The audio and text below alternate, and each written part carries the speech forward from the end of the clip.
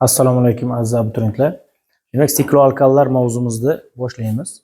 Sikloalkallar umumiy formulasi CnH2n formula bilan foydalanadi. Reja asosida o'rganib chiqamiz. Nomlanishi izomeriyasi, tabiatda uchrashi fizik xossalar ishlatilishi, olinishi laboratoriyada va sanoatda va kimyoviy xossalar, umumiy va xususiy kimyoviy xossalar bilan tanishib o'tamiz. Endi sikloalkallar birinchi nomlanishi va izomeriyasini tanishamiz degan edik. Mana nomlanishi. Sikloalkallar o'z nomidan aytib turibdi. Halqa, siklik, ya'ni halqali birikmalar. Alkan bo'lgani uchun bular an bilan tugaganidan bilamiz. Sikloalkan demak to'yingan, ya'ni tarkibida pi bog' saqlamaydi. Faqat sigma bog'dan iborat birikmalar hisoblanadi sikloalkallar. Endi sikloalkallarda birinchi vakili bu siklopropan. Nega siklopropan? Chunki siklometan bo'lmaydi. Sabab bittagina ugleroddan halqa hosil qilib bo'lmaydi. Sikloetan ham bo'lmaydi. Chunki ikkita ugleroddan halqa hosil qilish iloji yo'q. Buni ichsak, u qo'shbog' bo'lib qoladi. Shuning uchun buni iloji yo'q. Xo'p, endi shuning uchun birinchi vakili bu siklopropan hisoblanadi. Ikkinchi vakili bu siklobutan, keyin siklopentan ketadi. Sikloalkallarda birinchi marta Markovnikov Bakunevdan ajratib bo'lgan. Uni 5 va 6 a'zolarini, ya'ni siklopentan va siklogeksa hamda shularning hosilalarini ajratib olgan. Ya'ni ularni gomologlarini ajratib olgan. Asosiy tana, ya'ni halqa siklopentan va siklogeksadan iborat bo'lgan. Xo'sh, bu birikmalar shu Markovnikov neft tarkibidan ajratib bo'lganligi sababli neftenlar ham deb ataladi ba'zi vaqtlari. Va bular sikloalkallar, ya'ni to'yingan bo'lgani uchun parafin, ya'ni sikloparafinlar ham deb ataladi. Alkallar to'yingan edi. Alkallar mavzumizga qarasangiz, yerda gapirib o'tganmiz. Ular to'yingan, ular parafinlar ham deb ataladi. To'yingan bo'lgani uchun juda reaksiyani sust beradi. Parafin degani passiv degani. Alkallar ham xuddi shunaqa. Bular ham to'yingan, ya'ni tarkibida pi bog'i yo'q, faqat sigma bog'dan iborat. Va bular ham sikloparafinlar, ya'ni siklik passiv moddalar va siklik to'yingan moddalar. Lekin unchalik ham passiv emas bular. Siklopropan bilan siklobutan haqida keyin gapirib o'tamiz yana. Xo'sh. Demak, birinchi vakil siklopropan, ya'ni T3-metilen desak ham bo'ladi. Mana bu CH2 guruhi nom metilen guruhi. CH3 bo'lsa metil, CH2 bo'lsa metilen bo'ladi. 3-metilen, ya'ni 3 ta metilen, tetrametilen, 4 ta metilen, pentametilen, ya'ni 5 ta metilen. Yoki 3 ta bo'lgani uchun propan emas, siklopropan, halqali propan. Formula uglerod 3 ta bo'lsa, vodorod esa 6 ta. Bu siklobutan, bu siklopentan, ya'ni halqali pentan. Siklo degani halqali, ya'ni sikl, halqa. Halqali pentan, siklopentan. Xo'sh, endi bunisi metil siklopropan birinchi vakil. Sistematika bo'yicha nomlash bo'yicha mana shunday ketadi. Mana bu o'rinbosar metil siklopropan, ya'ni halqada turibdi. Vodorodlarni yozib o'tirmayman. Vodorodlarni o'zimiz qo'yib olaveramiz. Vodorod qo'ysak, modda ancha murakkab ko'rinadi ko'zga. Ayniqsa kimyo noldan boshlaganlar, o'zi menimcha nomlanish izomeriyasini kimyo noldan boshlaganlar ko'radi. Shuning uchun shunga moslab yozyapmiz. Hop, metil siklopropan. Mana metil siklopropan. O'rinbosar bittagina bo'lsa, o'rinbosar nima? Mana shu narsa o'rinbosar. Mana bu asosiy tana hisoblanadi. Ya'ni siklopropani bu asosiy tana. O'rinbosarimiz bu yerda siklopropan bo'lyapti, mana bu.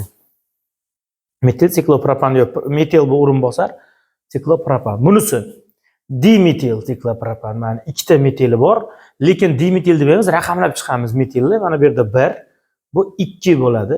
1, 2 dimetil, 1, 2 dimetil siklopropan. 1, 2 dimetil siklopropan. Siklopropan. Nomi shunday. Demak, 1, 2 dimetil siklopropan. 1, 2 dimetil siklopropan. Bunisini nomlaymiz. Yana nomlash o'sha alfavit tartibida raqamlash kichik o'rinbosar tomonidan. Bizda raqamlaymiz 1, bunisi 2 bo'ldi. Endi nomla desa, mana bu metil bilan etil o'rinbosarlari siklopropanga ulangan bo'lib turibdi. Nomla desa 2 etil, alfavitda birinchi i keladi. 2 etil, 1 metil siklopropan. 2 etil, 1 metil siklopropan. Endi bunisiga qaraymiz. Xo'sh, bunisida ikkita metil mana. Bu siklobutan, to'rt burchak bu. Xo'p, nomla desa shuni o'zi bir bo'ladi. 1 dimetil siklobutan. 1 dimetil siklobutan. Endi bunisi siklopentan. Raqamlab chiqamiz. Kichik o'rinbosar tomonidan 1 2 3. Mana raqamladik. Xo'p, nomla desa mana o'rinbosarlar tushunishimiz uchun men yumaloq belgilab olaman. 3 etil 1 metil siklopentan. 3 etil 1 metil siklopentan. Mana nomladik. Demak, polimetilinlar, ya'ni sikloparafinlar yoki naftinlar yoki sikloalkanlar mana shunaqa nomlanadi. Biz hozir buni bir necha xil nomlarni aytib o'tdik. Demak, sikloparafinlar desa ham sikloalkanlar tushunaveramiz. Davom etamiz. Endi mana bu ko'pincha mana bu yerda tushunish uchun birinchi vodorodlar bilan yozib chiqdim. Keyin vodorodlarni o'chirib yozib chiqdim. Endi umuman o'g'irtlarni ham o'chirib yozsak bo'ladi. Sikloalkanlar o'z organikada shunaqa ko'pincha o'g'irtlar ham yozilmaydi. Mana bunaqa tushunishimiz oson bo'lishi, tasavvurimiz oson bo'lishi bu siklopropan. Ikkita o'rinbosari bor. 1 2 etil 1 metil siklopropan. Keyingisi izopropil siklopropan. O'rinbosar bitta bo'lsa raqami aytilmaydi. Izopropil siklopropan. Izopropil siklopropan. Keyingisi xo'sh, raqamlab chiqsak endi buni. Xo'sh, mana 1 2 3. 1 2 3. Demak, 1 3 dimetil siklobutan. 1 3 dimetil siklobutan. Xo'sh, keyingisi mana bunisini ham raqamlab chiqsak 1 2 3. 1 metil 3 propil siklobutan. 1 metil 3 propil siklobutan. Siklobutan. Metil siklopentan. Metil siklopentan. Bitta o'rinbosar bo'lsa raqam aytilmaydi. Metil siklopentan. Davom etamiz. Bunisi biz o'ylaymiz, demak, sikloalkanlarda asosan 4 tasi o'rganiladi. Siklopropan, siklobutan, siklopentan va siklogeksanni o'rganamiz asosan. Lekin sikloalkanlar faqat bundan iborat emas, uni yuqori vakillari ham bor, yuqori halqalar. Bular siklogeksan, siklopentan, siklogiptan, siklooktan va hokazo bor. Lekin Bayer nazariyasiga ko'ra sikloalkanlarda eng barqarorlari siklopentan va siklogeksan hisoblanadi. Undan pastdagi siklopropan va siklogeksan va undan keyinlari ham uncha barqaror emas. Nega? Chunki mana bu yerdagi bog' gradus burchagi 60 gradusga yaqinlashsa, molekulalarda sirtaranglik paydo bo'ladi. Nima? Shunaqa kuchlar ta'sirida mana bu bog'larda bir-biriga nisbatan tarlish kuchlari paydo bo'ladi va bu taranglashib qoladi.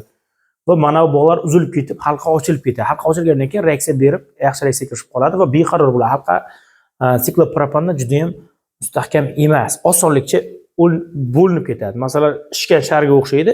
Sal narsa tegsa, paq. Chunki bu tarang turibdi. Shuning uchun siklopropan va siklobutan halqasi kichkina bo'lganligi uchun, molekulalar bir-biriga yaqin bo'lgani uchun tiqilib turibdi, taranglashib turibdi va sal ta'sirida yorilib ketadi, yana reaksiya sodir qilib qo'yadi. Halqasi buzilib ketadi osonlikcha. O'sha Bayer shuni tushuntirib o'tgan. Bayer nazariyasi bu yerda gapirilib o'tadi. Ya'ni 60 gradusga yaqin bo'lsa, molekula beqarorlashadi. Mana shu ikkalasi beqarorlashadi. Xo'sh, mana bu yerda siklopentan. Siklopentanimizda gradus ancha uzoqlashadi nimadan? 60 gradusdan, u barqaror, eng barqarorlardan siklopentan. Uncha halqasi ochilmaydi. To'yingi alkanlarga xos reaksiya beradi. Xo'sh, siklogeksanimiz ham barqaror. Undan keyin yana beqarorlashib boradi. Ya'ni halqaning barqarorlik yana yo'qoladi. Uzunlashib ketaversa ham halqa beqarorlashib boraveradi. Endi izomer chizishimiz kerak. Izomer chizish, masalan, birinchi oddiyroqlardan esa, birdan siklogeksandan emas, masalan, siklobutandan o'rganamiz birinchi izomer chizishda. Siklobutanni nechta izomeri bor? Shuni o'rganamiz birinchi. Izomer qanday chiziladi sikloalkanlarda? Bizda ruchkamiz bor-da, qaydadir. Mana deydi ekan. Demak, siklobutan izomeri. Buni tanlamabmiz. Oq rang tanlab olsak.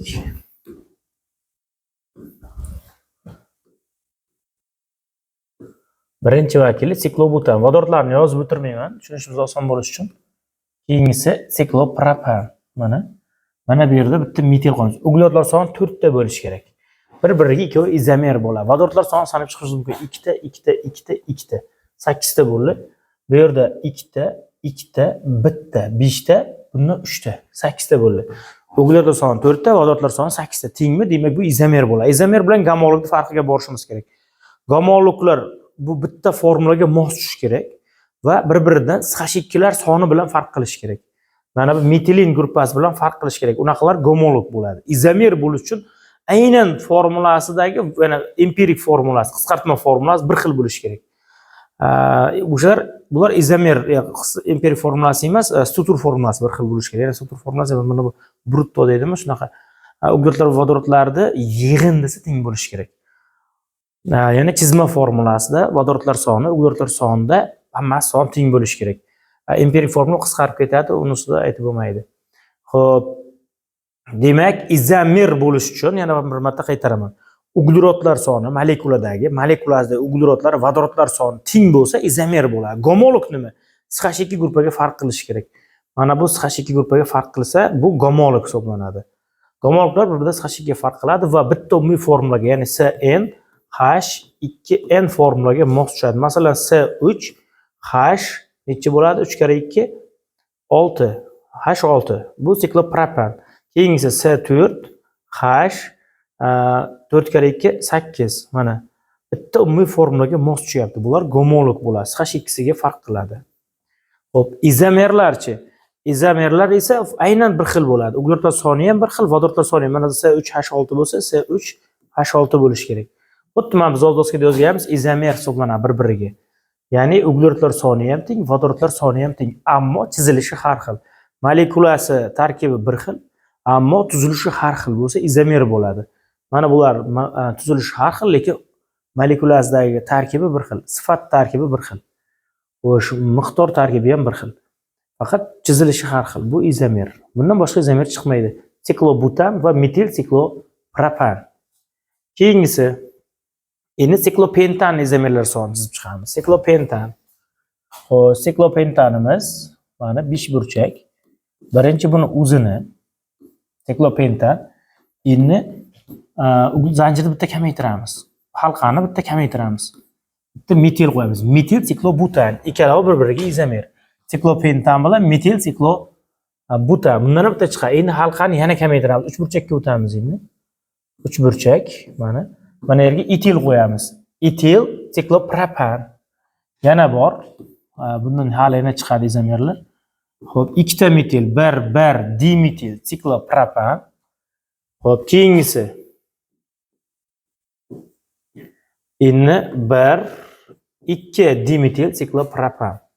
Jami 5 ta izomeri bor. Siklopentan, metil siklobutan, etil siklopropan, 1 dimetil siklopropan, 2 dimetil siklopropan. Demak, jami 5 ta izomeri mavjud ekan siklopentanni. Bularda mana bu tuzilishi zanjir izomeriyasini ko'rib chiqdik. Bularda fazoviy izomeriya ham uchraydi, ya'ni optik izomeriya kuzatiladi bularda ham. Nosimetrik uglerod bo'lsa, lekin bizga hozir asosan faqat mana shu izomeriya, tuzulish izomeriyasi muhimroq. Darsliklarimizda asosan shu berilgan. Shuning uchun chekkaga chiqmaymiz darsligimizda. Endi siklogeksanning nechta siklik izomeri mavjud? Fazoviy izomerlar hisobga olinmasin. Ana boya aytib o'tganimdek, fazoviy izomeriya ham kuzatiladi bularda. Optik izomeriya, nosimetrik uglerod bo'lsa, bularda ham kuzatiladi. Lekin biz uni hisobga olmaymiz. Fazoviy izomerlar hisobga olmaymiz, faqat zanjir izomerlarini ko'rib chiqamiz va siklik izomerlar, ya'ni bularda ochiq izomerlari ham bor, ya'ni halqali bo'lmagan izomerlari ham bor. Masalan, CH2 siklopropan. Yaxshi chiqmay qoldi, boshqadan dizak shuni. CH2 mana siklopropan. Xuddi shu bilan mana bu modda izomer CH2 CH3. Ya'ni qisqartirsak bu C3 H6 bo'ladi. Buni qisqartirsak bu ham C3 H6 bo'ladi. Uglerotlar soni 3 ta, vodorotlar soni 6 ta. uglerodlar soni 3 ta, vodorodlar soni 6 ta. C3H6, C3H6. Ikkovi bir-biri bilan izomer. Bu alkin, bu sikloalkan. Demak, sinflar aro izomeri alkinlar uchun, sikloalkanlar uchun sinflar aro izomer bu alkinlar hisoblanadi. To'yinmagan uglevodorodlar. Bu keyingi darslarimizda o'tiladi. Lekin bizda siklik izomer deganning sababi shu alkin izomer hisobga olinmasin demoqchi. Bundan oldingi boya misollarimizda ham men faqat sikloalkanlik izomerni ko'rdim. Siklik izomerlarni ko'rdim. Alifatik ochiq zanjirli izomerlarni ko'rmadim. Lekin unaqa izomerlar ham bor. Hop, siklogeksanning nechta izomeri bor? 12 ta izomeri bor ekan. Bular qaysilar? Siklogeksan, bular metil siklopentan, bular etil siklobutan, halqa kamayapti. 1,1 dimetil siklobutan, 1,2 dimetil siklobutan, 1,3 dimetil siklobutan, keyingisi propil siklopropan, keyingisi izopropil siklopropan, keyingisi 1 etil, 1 metil siklopropan, keyingisi 2 etil, 1 metil siklopropan, keyingisi 1,2 dimetil siklopropan, keyingisi 1,2,3 trimetil siklopropan. Menimcha boshqa izomeri qolmadi. 12 ta bo'ldi yerda hozir. Boshqa izomeri shartmas ekan bizda. Xo'sh, endi mana biz izomerlar bilan tanishib o'tdik. Izomer chizish va nomlanishi bilan menimcha bu uncha qiyin narsa hisoblanmaydi. Endi sikloalkanlarda quyi vakillariga siklopropan, siklobutan, o'rta vakillar 15 gacha bo'lganlar suyuqlik, 15 dan keyingi vakillari esa qattiq moddalar hisoblanadi. Bularda ham demak, molekulyar massasi ortishi bilan qaynatish uyg'onish harorati ortadi, zichligi ham ortadi bularda. Uglevodorodlar o'z deyarli barcha suvda aslida deyarli erimaydigan moddalar. Suvda erimaydi uglevodorodlar, chunki qutbsiz molekula hisoblanadi bular. Suv esa qutbli molekula. Qutblarda, qutbsizlarda yaxshi eriydi. Bular qutbsiz molekula bo'lgani uchun suv molekulasi bilan yaxshi erimaydi. Xo'sh, endi bular tabiatda ko'pincha aralashmalar holatda uchraydi. Sof holda emas. Keyin juda ham ko'p o'simliklarda nimalar tarkibida uchraydi? O'simliklarning tarkibida aralash holatda uchraydi bular. Xo'p, buni ko'rdik. Olinish xosasiga o'tishdan oldin shuni gapirib o'tsak, ozgina fizik xossalarini. Sikloalkanlar tarkibida kislorod saqlagan birikmalari bor. Masalan, siklogeksanni kversit va enozit deydi. Masalan, tushib qolishi mumkin. Eski kitoblarimizda bor. Sertifikatga tushib qolishi mumkin. Agar 6 ta ugleroddan bittadan OH saqlasa, ya'ni 6 ta OH bo'lsa, enozit deyiladi. Agar 5 ta OH bo'lsa, kversit deyiladi. Mana bu OH, qisqacha OH, kversit. Agar bunisida ham OH bo'lsa, enozit deyiladi. Shunaqa holatda tabiatda uchraydi bular, kversit va enozit holatda. Undan tashqari, xo'sh, bular juda ham ko'p efirlar tarkibida uchraydi. Ya'ni bular xushbo'y hid beradi, shunaqa xususiyatga ega. O'sha xushbo'y hidlik moddalar tarkibida, efirlar tarkibida asosiy tashkil etadi. Buni o'zi sikloalkanlar o'zi bo'lmasa, o'shaning hosilalari efirlardan asosiy tarkibiy qismini tashkil etadi. Xo'p, sikloalkanlar ichida siklopropan eng kichik vakili. Xo'p, birinchi vakili hisoblanadi siklopropan. Siklopropanimiz bu tibbiyotda narkoz sifatida foydalanadi. Endi bularni olinish bilan tanishib o'tamiz. Sikloalkanlarning olinishi va xossalari qanday bo'ladi? Sikloalkanlar Gustafson usulida olinadi. Birinchisi, digalogenli hosilalarga rux metall ta'sir ettirib olinadi. Digalogenli hosilalarga rux metall ta'sir ettirib olinadi. Masalan, bu 1, 2, 3, 4, 5 ta 1, 2, 3, 4 ta uglerod bor. Bunga rux ta'sir ettirganimizda mana bu xlorlarni rux olib ketadi, o'rniga metil keladi. Metil siklopropan. Yoki bo'lmasa, to'g'ridan-to'g'ri pentanni o'zini qizdirib ham olish mumkin, siklopentanni. Yoki benzolni vodorod bilan qizdirib, undan olishimiz mumkin siklogeksanni. Yoki karbon kislotalari kalsiy tuzlarini, ikki negizli karbon kislotalarni, masalan, adipin kislotani qizdirib ham olish mumkin. Bunda birinchi siklopentanol, keyin siklopentan. olinadi. Ikki negizli karbon kislota, masalan, adipin kislotani kalsiy tuzi piroliz qilinganda kalsiy karbon chiqib ketadi. Undan siklopentan chiqadi oxir-oqibat vodoroddan qaytarganimizda. Glutlar soni bittaga kamayadi kalsiy karbonat hisobiga. Agar bu yerda glutar kislota, ya'ni 5 talik bo'lsa, bu yerdan 4 talik chiqadi. Agar bu yerda adipin kislota 6 talik bo'lsa, demak, yerdan 5 talik chiqadi. Bitta kam chiqadi glutlar soni. Endi shular bilan tanishib o'tamiz. Birinchisi, Gustafson reaksiyasi. Gustafson reaksiyasi qanday bo'ladi? Digalogenli hosillarga rux ta'sir ettirganimizda hech burchak chiqishini oldindan bilsak bo'ladi. Mana bu yerga qarasak, mana 1, mana 1. Ikkita galagen saqlangan glutlar belgilab olsak, 1, 2, 3, 4 burchak chiqadi. Demak, 4 burchak chiqar ekan bundan. Hozir shuni ko'ramiz mana. 4 burchakka tayyorlaymiz. Buni sindiramiz belidan. Metilni tomonga bromni pastga tushirib qo'ysak bo'lar ekan, mana bromni mana pastga tushirib qo'ydik. Xo'sh, endi mana bu yerda bek qarab burib qo'yamiz mana. Rux nima qiladi? Mana o'z boyagi birikmamizni qayirib to'g'rilab oldik. Rux ikkita bromni olib ketadi mana. Ikkita bromni rux bramid bo'lib chiqib ketib, mana bu yerdan bir-biriga ulanib, metil siklobutan hosil bo'ldi. Bu Gustafson reaksiyasi digalogenli hosillarga rux ta'sir ettirib sikloalkan olish. Xo'p, ruhdan boshqa metallardan ham foydalansak bo'ladi. Magniy, litiy amalgamasi, shunaqa metallardan ham foydalansak bo'ladi. Asosan ruhda yaxshi boradi, aksiya uchun ruh metall tanlanadi ko'proq. Endi mashq qilib ko'ramiz. Demak, 2,5 dixlor pentanga ruh ta'sir ettirildi. Demak, hosil bo'lgan organik moddaning nomini aniqlang. Endi hozir o'rgangan bu sikloalkalarda o'zi eng ko'p keladigan bu Gustafson reaksiyasi, digalogenli hosillarga ruh ta'sir ettirish. Shuning uchun bu aynan shunisini ko'proq ko'rib chiqishimiz kerak. Olinishida eng muhim savollardan bittasi. Savolni yaxshilab o'qiymiz, tahlil qilib mustaqil urinib ko'ramiz, keyin men tushuntiraman. Yana bir marta aytibman. Har bir mavzuda eng ko'p tushadigan, eng ko'p muhim bo'lgan joylari bor. Sikloalkalar olinishida aynan Gustafson reaksiyasi juda ham muhim. Shuning uchun men shunga ko'proq to'xtalaman. Xo'sh, endi ko'rib chiqamiz. Javob 2 etil, 1 metil siklobutan chiqar ekan. Qanday ishlaymiz? Mana birikma berilgan. Bizga berilyapti 2, 5 dixlor geptan. Mana 2, 5 dixlor geptan.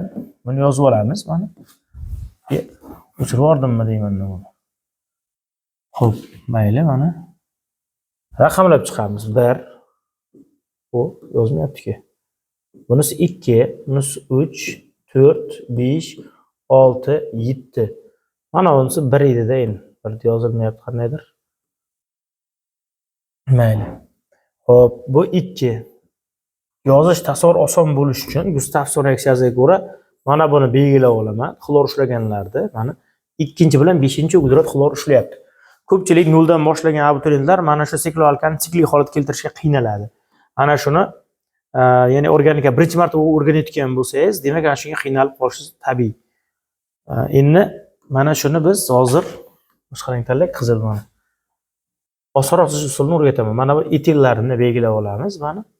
Etil o'rin bosar, mana bu metil o'rin bosar. Endi necha burchak chiqadi? Mana ugletlar 1, 2, 3, 4 tami 4 burchak chiqadi. Xo'p, shuni hozir 4 burchakka moslaymiz mana. Endi shuni boshqa nimada yozsak, mana bunisida 4 burchak birinchi yasab olamiz. 1, 2, 3, 4. Mana 4 burchak. Endi mana shularda bo'yagan bo'yog'imizni rangi bilan olamiz. Mana bittasi, mana bittasi. Mana buni ikkita glot belgilab oldim. Endi raqamlab chiqamiz oson bo'lish uchun. Mana bunisi 2 edi. Xohlasak bu, xohlasak bu. Bunisini 2 dik. 2 bo'lsa bu 3, bu 4, bu 5 bo'ladi. Bu ham mana bu 1 edi mana. 1. Bizaga raqamlab chiqqanimizda. Endi e'tibor berib qarasak 2 da metil o'rin bosari bor. 2 shunga metil qo'yamiz mana. O'qta qo'yak shuni. Metil o'rin bosari. Endi 5-uglerodimizda esa etil o'rin bosari bor. Mana 5-uglerod shu, bunda etil o'rin bosari bor mana. Endi o'sha o'rin bosarlarimizni mana belgilab qo'ydim mana. Endi moddani chiroyli qilib pastdan yozib olamiz qanday. Mana 4 burchak. Metil, mana bu yerda etil mana. Demak, endi nomlar desa raqamlab chiqamiz. Metil tomonidan 1, 2 qayta nomlab chiqish, qayta raqamlab chiqish kerak nomlash uchun. Nomla endi desa Shunga asosan nomlaymiz. Mana etil, mana metil. Demak, 2 etil, 1 metil siklobutan. Mana qaytadan raqamlab chiqamiz yozib bo'lgandan keyin. Demak, ko'pchilik ximiyani boshlaganlar mana shu joyda ancha qiynalishi mumkin. Mana osonroq yo'li, mana belgilab olib, halqaga olib kelamiz. Mana yana bitta mashq qilamiz shundan qani. Aslida tasavvur mana bunday bo'lsa ham to'g'ri bo'ladi. Ya'ni mana uglerodlar, mana 4 ta uglerod ikkitasini bunday pastga tushirdim. Mana pastga tushdi 2 ta uglerod. Keyin halqani bir-biriga ulab qo'yamiz shu yerdan. Mana. Mana shu modda chiqadi. Xo'sh, endi davom etamiz qani. Demak, bizga aytilyapti 2,6 dimetil. Demak, 2,7 dixlor giptanga rux ta'sir ettirildi. Hosil bo'lgan organik birikmaning nomini toping. Qani topib ko'ramiz mustaqil. Men buni o'rgataman. Javob 1,3 trimetil siklogeksan chiqyapti. Mana birikma berilgan. Xo'p, necha burchak chiqishini oldindan bilish mumkin. Necha burchak chiqishini, lekin o'rinbosarlar keyin bu aytganimdek joylashtirib chiqamiz. Mana buni yumaloqqa olaman. Xlor ushlaganlar, bu ham xlor ushlagan, buni yumaloqqa olaman. Endi raqamlab chiqaman. Xo'sh, mana bu tomondan raqamlang. Mana 1 2 3 4 5 6 7. O'rinbosarlarini belgilab olaman tushunish uchun. Mana bitta o'rinbosar, mana bitta o'rinbosar, mana bu ham o'rinbosarga aylanib qoladi. Necha burchak chiqadi? 1 2 3 4 5 6 burchak chiqadi. 6 burchak chizib olamiz.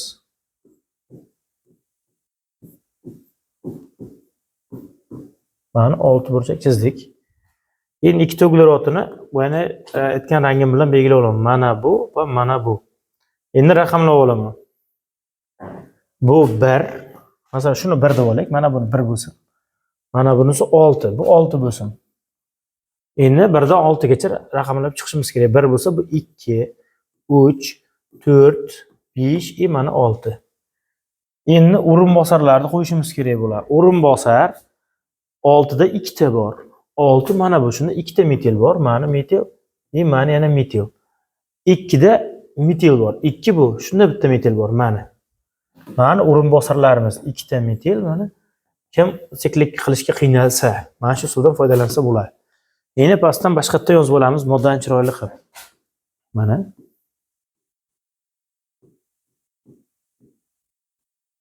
Gustavson reaksiyasi bo'yicha demak, mana bu yerga bitta metil qilaylik. Mana bu yerda 2 ta metil bor mana. Endi qaytadan raqamlab chiqamiz moddani nomlash uchun. 2 ta agar o'rinbosarlar bunda bitta, bunda 2 ta. 2 ta o'rinbosar ko'p tomondan raqamlanadi. Mana raqamlayapmiz. 1 2 3 4 5 6. Endi nomlay desa, mana o'rinbosarlar 1 1 3 trimetil siklogeksan. 1 1 3 trimetil siklogeksan. 1 1 3 trimetil siklogeksan. Modda nomlandi. Endi davom etamiz. Mana halqaga keltirish usuli keyingisi mana. Davom etamiz. Yana bitta mashq qilamiz. 2 4 dimetil 3 7 dixlor nonanga rux ta'sir ettirildi. Hosil bo'lgan organik moddani nomini toping. Demak, organik modda nomi 4 3 etil 1 metil 2 izopropil siklopentan. Mana shu javob chiqarganimcha siz o'zingiz videoni to'xtatib bir moddani yozib ko'rishingiz kerak, keyin qaytaman tushuntirganimga qarashingiz kerak. Demak, mana modda berildi. Endi buni raqamlab chiqamiz birinchi. Xo'sh, raqamlashni boshladim. Bu 1 2 3 4 5 6 7 8 9. Mana raqamladim. Endi o'rinbosarlar joyini olib chiqaman. Mana o'rinbosarlar.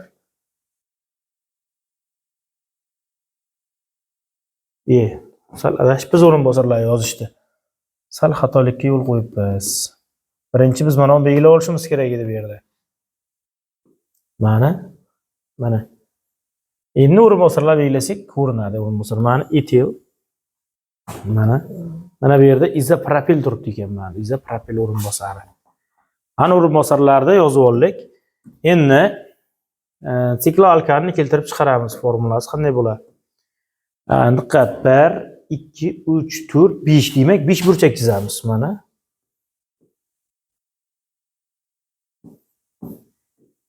Mana 5 burchak.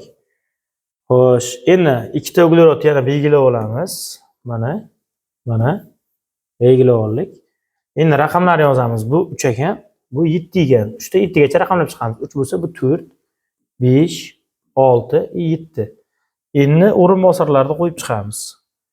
Xo'sh. 3 ta izopropil radikal turibdi. 3 shunda izopropil radikal turibdi. Mana izopropil. Xo'sh, 4 ta metil turibdi. 4 shu, mana metil turibdi 4 ta.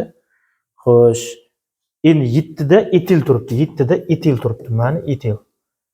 Mana o'rinbosarlarimiz joyida. Mana etil, mana izopropil, mana metil. Endi shuni pastdan boshqatda yozamiz.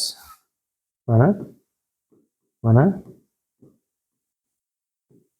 izopropil, metil, mana bu tomonni etil. Endi moddani nomla desa, biz aytamiz, boshqatdan raqamlab chiqamiz. Metil tomoni 1, 2, 3, 4, 5 desak, demak 1 metil birinchi alfabetda E keladi. 3 etil, 1 metil, 2 izopropil, siklopentan. 3 etil, 1 metil, 2 izopropil, siklopentan. Mana sistematika bo'yicha nomladik. Siklopentan. Xo'sh, davom etamiz endi. Mana modda, mana halqali ko'rinishga olib keldik. Mana shunday birdan tasavvur qilib chiza olsak ham yaxshi bu. Lekin ko'pchilikga qiyinchilik tug'dirishi mumkin. Endi keyingi savol. Metil siklobutanni Gustafson usulidan foydalanib necha xil digalogenli alkandan olish mumkin? Gustafson reaksiyalarini menimcha yetarlicha mashq qildik, lekin mayli buni ham ko'rib chiqamiz. Xo'sh, demak javob 2. 2 ta. Metil siklobutan Gustafson usulidan foydalanib necha xil moddadan olish mumkin? Buni osonroq yo'li mana bu moddani kesib ko'rishimiz kerak. Mana bu yerdan kesamiz, mana. Uzib 2 ta xlor qo'yamiz mana. Mana shu modda shuni olsa bo'ladi. Shu moddani nomlasak, nomlab nomini yozib qo'yishimiz kerak. Masalan, bu 2 mana bu 1 bo'lar ekan. 1 2 3 4. 2 1 adashib ketdim. 1 2 3 4. 1 4 dixlor pentan bo'lyapti mana. Raqamlab chizsak toza aniq bo'ladi. 1 2 3 4 5 bo'lsa, o'rinbosarlar qayerda turibdi? 1 da turibdi. 4 da turibdi. 1 4 dixlor pentan. 1 4 dixlor pentan. Ha, nomladik. Keyingisiga o'tamiz endi. Xo'sh, mana bu yerdan uzib ko'ramiz. 2 ta xlor qo'yamiz mana. Endi moddani nomlab ko'ramiz. 1 nima noto'g'rilanga o'xshaymi o'zi mana. 1 2 3 mana 3, bunisi 4 mana bo'lsin. Endi nomla desa, mana bunisi 1 edi. Mana shu yerdan uzdik, o'sha uzguncha biz 2 ta xlor qo'ydik. Nomlab ko'rsak, o'rinbosarlar mana bu yerda turibdi. Demak, mana bu nomini bu yer nima dedik? 1 4 di xlor pentan dedik. Pentan. Bu nomi. Endi bu nomi nima bo'lyapti? 1 4 birinchi metil nomlanadi. 2 metil. Mana yerda ustiga yozib qo'ydik. 2 metil 1 4 di xlor. Xo'sh, butan. Ular son jami 4 ta bo'lgani uchun butan bo'ldi. Qaytaraman. 2 metil 1 4 dixlor butan nomi. Nomlab qo'ysak, nima uchun nomlab ketyapmiz? Biz mana hosil qilgan moddamiz ikkitasi nom bir xil chiqib qolsa, demak o'sha moddalar bittasini qisqartirib yuboramiz. O'xshab qolgan bo'lar. Endi narigi tomondan uzib ko'ramiz. Mana bu yerdan uzamiz. Mana bu uzgan joyimizga ikkita xlor qo'yamiz. Endi moddani nomlab chiqamiz yana boshqatdan. Xo'sh, e'tibor beramiz. Oqda yozay shuni. Yaxshi ko'rinmasligi mumkin. 1 2 3 4. Endi nomlaymiz. 2 metil 1 4 dixlor mana 1 bilan 4 dixlor butan bo'lyapti. Butan. E'tibor bersak, mana bu ham 2 metil 1 4 dixlor butan. Ikkovi bir xil bo'lib qoldi. Yoki buni o'girib ko'rsak ham tushunamiz mana. Ikkovi bir-biriga qarab turibdi mana. Bir xil ikkalari. Bu bilan bu bir xil. Demak, ikkitasi bir xil bo'lsa, bittasini olamiz. Bunisini hisobga olmasak ham bo'ladi. Xo'p, endi narigi tomondan uzib ko'ramiz. Mana bu yerdan uzib ko'ramiz. Mana bu birikma chiqdi. Buni ham endi nomlab ko'ramiz birinchi. Xo'sh, oqda yozak. 1 bu tomondan bo'lar ekan, chunki metil yaqin tomondan raqamlashimiz kerak. Bu bir-birida turibdi ekan. 1 2 3 4. Endi mana bu 5 bo'ladi-da. Endi nomlaymiz. Demak, 1 4 dixlor pentan. Mana bu ham 1 4 dixlor pentan edi. Demak, ikkovi bir-biriga o'xshab qolibdi. Mana o'girib ko'rsak ham bir-biriga qaratganimizda, ana bir-birida ko'zgudagidek bir-biriga bir xil bo'lib turibdi ikkalovi. Ikkovi bir xil. Demak, bunday payti buni olmaymiz, qisqartirib yuboramiz. Mana bu unga o'xshab qoldi. Bunisi bunga o'xshab qoldi. Demak, bir xil bo'lib qoldi. Demak, eng yaxshi yo'li shunday modda berilsa, shuni uzib ko'rishimiz kerak. Keyin uzilgan joylariga xlor qo'yib chiqishimiz kerak. Keyin xlor qo'yganimizdan keyin nomlab chiqishimiz kerak. Agar nomlari bir xil bo'lsa, qisqartirib yuboramiz, ikki xil chiqar ekan.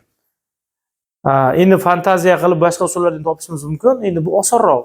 Fantaziya qilish unchalik shart emas. Agar yo'ldan boshlagan bo'lsangiz, kimyoni, organik kimyoda sikloplar bilan tanishgan bo'lsangiz, mana shu usulni tavsiya qilaman. Bundan osonroq topiladi. Lekin bundan ham osonroq yo'li bor. Qaraymiz, bundan ham oson yo'li bor ekan. Xo'sh. Qanday topamiz? Ko'pchilik abituriyentlar mana shuni tasavvur qila olmay qoladi. O'zi oddiy narsa. Masalan, mana bu yerdan uzib ko'ramiz. E'tibor bering, uzgan joyimiz metil bilan mana bu yerda hech narsa yo'q. Bo'sh joydik. Birinchi uzgan joyimiz deymiz.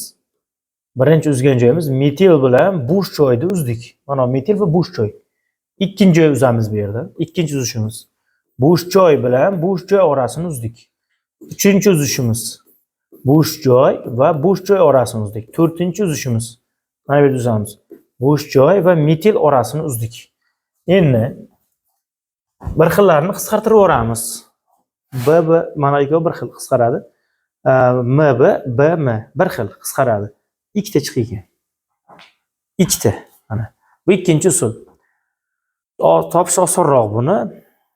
Mana shu orqali olish ham mumkinligini mana masalan ishlashni ikkinchi usulda ham ko'rdik. Lekin mana ikkinchi usulimiz universal emas. Bu faqat siklopropan bilan siklobutanga to'g'ri keladi. Siklopentan, siklogeksanlarda bu usul o'tmay qoladi. Ya'ni bu usulda har doim to'g'ri chiqavermaydi. Lekin mana usullar har doim to'g'ri chiqadi. Shuning uchun mana shu usulni tavsiya qilaman. Bu siklopentan bo'ladimi, siklogeksan bo'ladimi, hammasiga mos tushadi. Va hammasi to'g'ri chiqadi. Qani yana bitta mashq ko'ramiz undan. Demak, 2 etil, 1 metil siklobutanni Gustafson usulidan foydalanish necha xil birikmadan degalagil alkatdan foydalanib olish mumkin. O'ylab ko'ramiz. Mana endi javob 4 xil. Mana bu yerdan uzib ko'ramiz. Mana bu yerdan uzib ko'ramiz. Ikkita xlor qo'ydik. Bu tomondan uzib ko'ramiz. Ikkita xlor qo'ydik. Bunday qilib ko'rsak bir-biriga o'xshaganmi ekan? Yo'q, o'xshamagan. Xo'p, bu tomondan uzib ko'ramiz. Aylantirib ko'ramiz. O'xshaganmi? Yo'q, o'xshamagan. Yomon hozir o'xshagan, o'xshamagan degan bilan ko'pchilik tushunmasligi mumkin. Shuning uchun yana bir marta bularni tushuntiraman. Nomlab chiqishimiz kerak. Nomlaganimizda nomi bir xil bo'lib qolmasligi kerak. Xo'sh, masalan, mana bu nomlaymiz. 1 2 3 4 5 6. Mana 6, mana 7 ekan. Nomlasak, buni nomi nima bo'ladi? Mana xlor mana bu yerda turibdi, mana bu yerda xlor turibdi. Demak, 2 5 di xlor giptan nomi. Xo'sh, ingichkaroq yozmasak, bu ancha qo'pol bo'lib qolar ekan.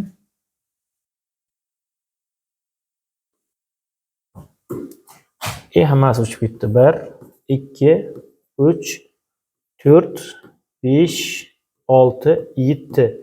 Nomla desa 2 5 di xlor giptan.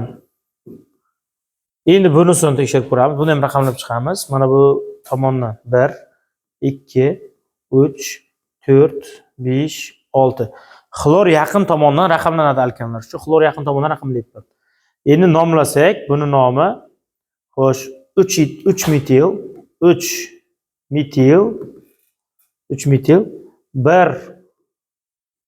4 di xlor 1 4 di xlor giksan. Demak, giksan bo'ladi nomi. 3 metil 1 4 di xlor giksan. Endi bunisini nomlaymiz. Raqamlaymiz 1 2 3. Xo'sh, endi uzun zanjir bu bo'lib qolibdi. Demak, 4 5 bo'ladi. Xo'p, nomlasak bu demak birinchi metil raqamlanadi, nomlanadi. 2 metil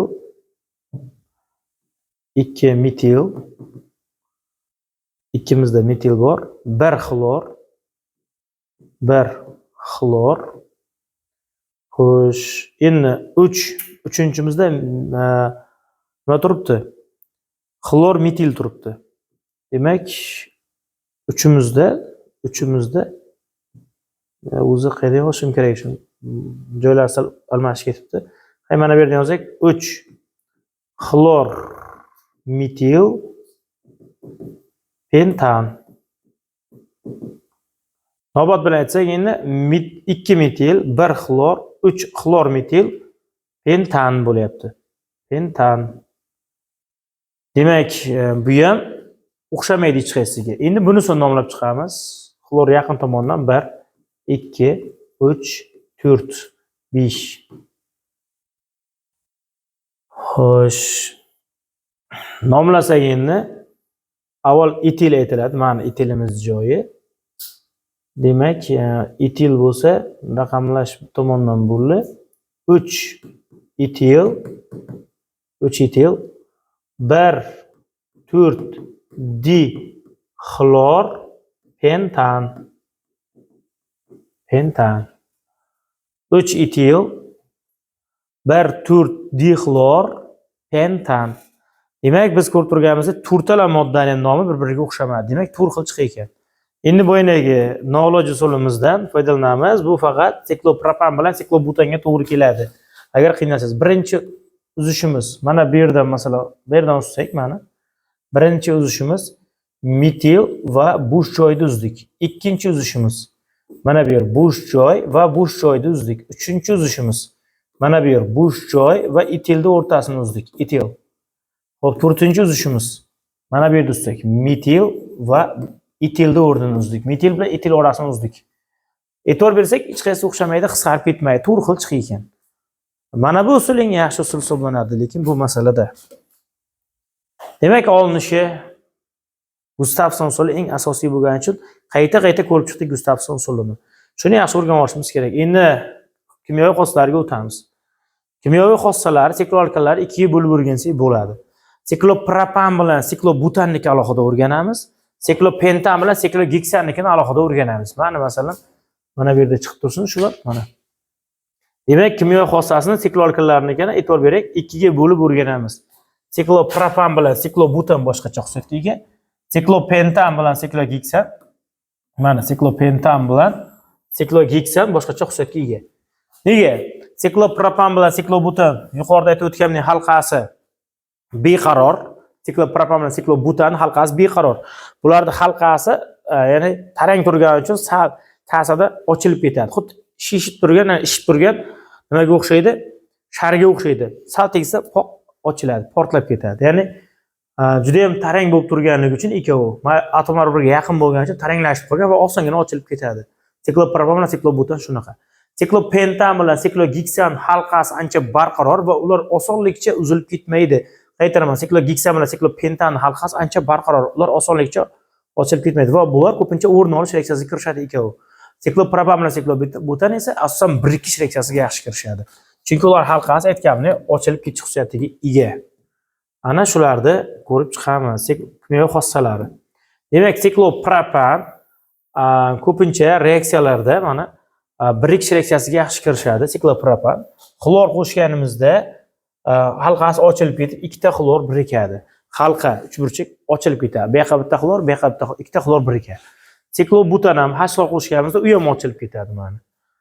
Vodorod qo'shganimizda ochilib ketadi. Butan chiqadi. Siklobutanga vodorod qo'shsak, butan chiqadi.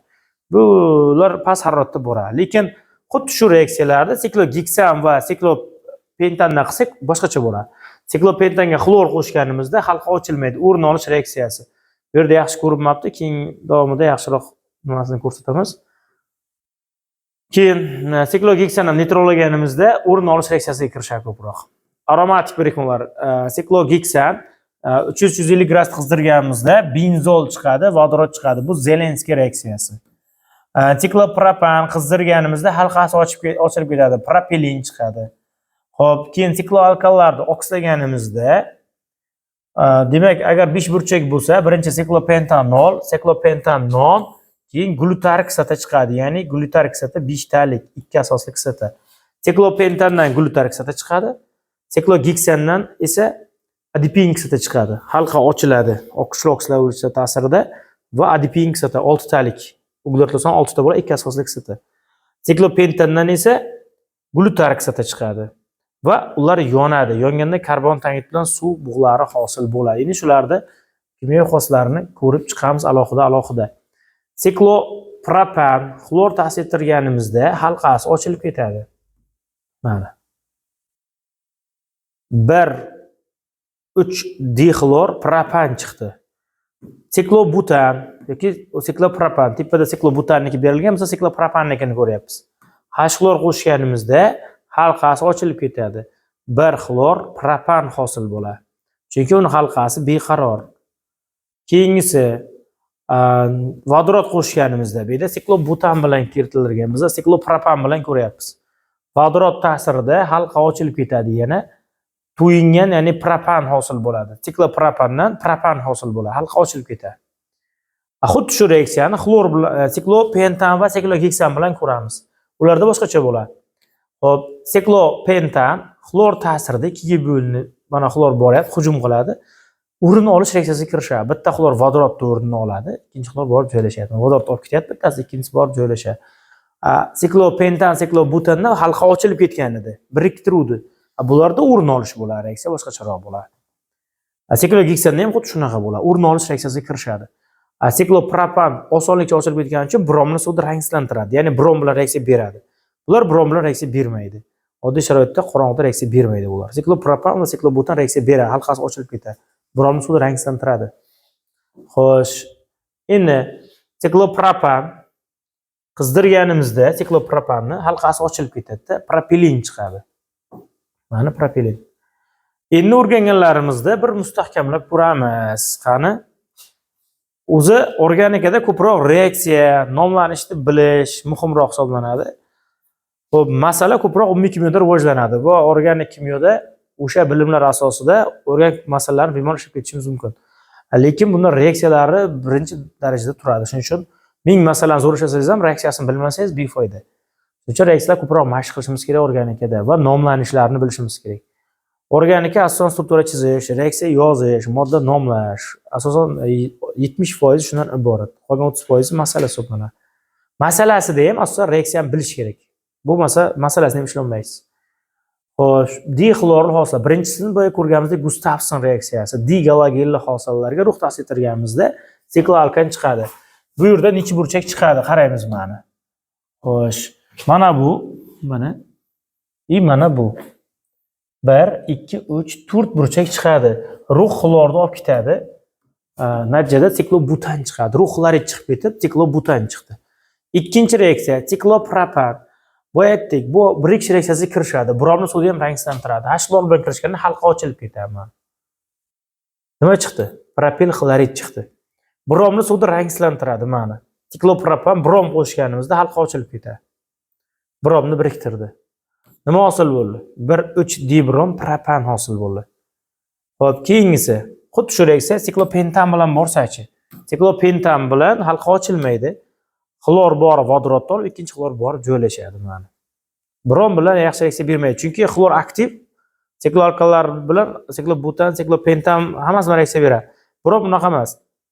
Brom passiv bo'lgani uchun asosan bu o'rin olish reaksiyalariga sust kirishadi. Shuning uchun bular siklopentan va sikloheksan bilan deyarli reaksiya bermaydi. Brom reaksiya bermaydi. Xlor esa reaksiya beradi. Ko'rishni ta'sir. Chunki xlor juda ham faol modda hisoblanadi. Mana bu birikma chiqdi. Qani endi o'rganganlarimizni yana bir marta mustahkamlaymiz. Mana bu birikmaga rux ta'sir ettirsak, mustaqil yozib ko'ring, mashq qiling. Keyin biz mana video davomini ko'ring va tekshirib ko'ring ishlaganlaringizni. Qani tekshirib ko'ramiz. Mana bu birikma chiqish kerak edi. Xo'p, qanday bildik? Mana 3 burchak chiqadi. 1, 2, 3. 3 burchak. Ikkita o'rin bosari bor mana. Metil, mana metil. Ikkita metili bor. Xo'p, mana shu birikma chiqdi. Gustafson reaksiyasi bo'yicha. Keyingisiga o'tamiz. H brom qo'shganimizda halqasi ochilib ketadi dedik. Vodorod kamiga vodorod, ko'piga brom boradi. Adashib ketdim. Vodorod kamiga brom, vodorod ko'piga vodorod boradi. Bunda bitta vodorod bor. Bunda ikkita. Brom vodorod kamiga boradi. Mana bunday. Mana bu birikma chiqdi. 2 brom butan. Xo'sh, endi bromni suvda ranglantiradi. Siklobutan mana halqasi ochilib ketdi. Demak, 1,3 dibrom butan chiqdi. Keyingi reaksiyamiz xlor ta'sir ettirganmiz. Xlor 2 ga bo'linib ketadi. Vodorod kamini 2 bitta. Mana bunda vodorod kam. Bitta xlor bor vodorodni oladi, ikkinchi xlor borib joylashadi. Mana joylashdi. 1 xlor, 1 metil, siklobutan chiqdi. Xo'p, keyingisi digalogenli hosillarga rux qo'shganimizda nima bo'ladi? Mana bu yerda o'rinbosar mana belgilab olsak, endi o'rinbosarlarning joyini belgilaymiz. Mana metil, mana etil turibdi. Xo'sh, nima bo'ldi? 3 burchak chiqyapti. Siklobutan, metil, etil, siklopropan chiqyapti mana. Metil, etil, siklopropan. Gustafson reaksiyasi. Keyingisi bunga H brom qo'shsak, vodorod kamiga brom boradi mana. Demak, hosil bo'ldi 3 brom pentan hosil bo'ldi. 3 brom pentan. Mana. Keyingisiga brom suvda ranglantirishi mana halqa ochilib ketadi. Mana 1,3 dibrom pentan chiqdi. Mana bu birikmaga xlor qo'shganimizda mana qayta mashq qilib eslatib qolishga harakat qildik. Endi sxemani salgina o'zgartiramiz. 3 martadan mashq qildik. Endi o'rgangan sxemalarimizda reaksiya sxemasida qo'llaymiz. Siklopropan, ya'ni siklik narkoz. Siklopropan bilamiz, tibbiyotda ingalyatsion anestetiklar tayyorlashda ishlatiladi, ya'ni narkoz sifatida ishlatiladi siklopropan. Xo'p, ushbu reaksiya sxemasini ko'rib chiqamiz. Siklopropan H-xlor qo'shganimizda 1,2 dimetil siklobutan chiqyapti. Xo'sh, nima bo'ladi? Oxirgi javobimiz 1,2 dimetil siklobutan chiqishi kerak demoqchi edim. Siklopropanga H-xlor qo'shganimizda piyboq uzilib ketadi, halqa ochilib ketadi demoqchi edim. Halqa ochilib ketadi va xlor propan chiqdi. Ushbu birikmaga kaliy oxay spirtli eritmasi qo'shsak, kaliy oxay spirtli eritmasi qo'shboq tashab ketadi. Xlor bilan vodorodni oladi, o'rniga qo'shboq tashab ketadi. Piyboq tashab ketadi, natijada qo'shboqqa aylandi. Mana propilin chiqdi. Bu propilinga H-xlor qo'shganimizda bittasiga vodorod, bittasiga xlor. Vodorod kamiga xlor bordi. Vodorod kam shunisiga xlor bordi. izopropil xlorid hosil bo'ldi. Izopropil xloridga natriy metali qo'shganimizda o'sha xlorli joyi bilan o'zi ularni virus reaksiyasi. Mana o'rtasi bilan xlorlar natriy olib ketyapti-da, o'zi bilan o'zini ulayapti. Izopropil. Mana shunday chiqdi. Bu moddaning nomi 2,3 dimetil butan bo'ladi. 2,3 dimetil butan. Mana bu yerda o'zi bilan o'zi ulanni. Mana izopropil, mana izopropil. O'zi bilan o'zi ulanni. Demak, virus reaksiyasi. Siklobutanni vodorod qo'shamiz birinchi. Ushbu reaksiya sxemasini tugallaysiz. Men javobini chiqardim. Siklobutanga vodorod qo'shganimizda halqasi ochilib ketadi. Butan chiqdi. Butanga alyuminiy xlorid qo'shsak, alyuminiy xlorid bu izomerlovchi modda. Alkallar mavzusida bunga juda ko'p to'xtalganman. Qarab o'tsangiz bo'ladi. Izobutan chiqadi. Izobutanga xlor qo'shsak, xlor ikkiga bo'linib ketadi. Bittasi borib vodorodni oladi, ikkinchisi borib o'sha vodorod kamiga joylashadi. O'rin olish reaksiyasi alkallarga xos. E'tibor bersak, sikloalkallarda siklopentan bilan siklogeksan ham o'rin olish reaksiyasiga yaxshi kirishadi.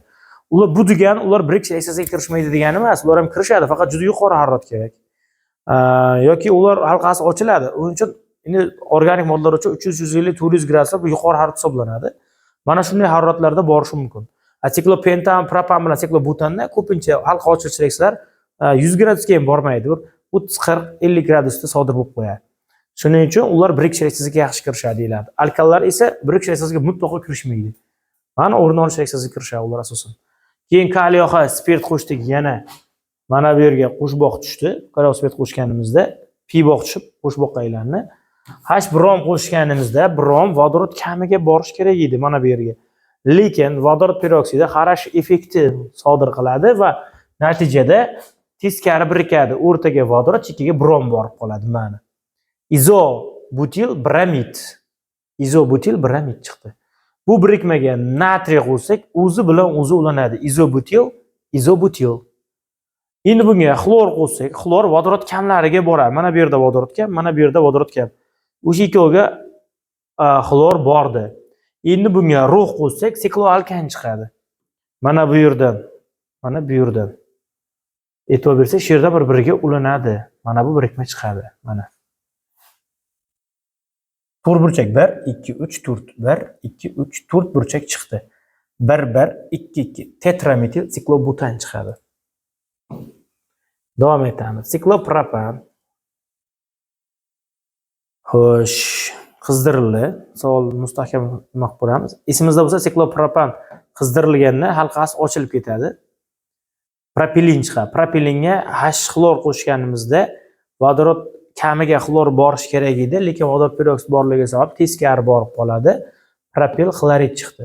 Propil xloridga natriy qo'shganimizda butan chiqadi, geksan chiqadi. O'zi bilan o'zini ulaydi, virus reaksiyasi. Endi shu moddaning ikkinchi va to'rtinchi uglerodlarni bir-biriga ulasak nima hosil bo'ladi deyapti. Qani ko'ramiz hozir ikkinchi bilan to'rtinchi. Ikkinchisi mana bu. Mana to'rtinchisi 1, 2, 3, 4 mana bu. Ana necha burchak chiqar ekan. Mana bu yerda etil turibdi, mana bu yerda metil turibdi. Tushunishimiz uchun. Shu ikkovi bir-biriga ulang. 1, 2, 3, 3 burchak chiqadi. Mana 3 burchak va bitta metil, bitta etili bo'ladi. Mana u tomonda bitta metili bor, bu tomonda bitta etili bor mana. Demak, 2 etil, 1 metil, butan, siklobutan, siklopropan chiqdi. 2 etil, 1 metil, siklopropan. Demak, shu bilan sikloalkallar mavzumiz tugadi.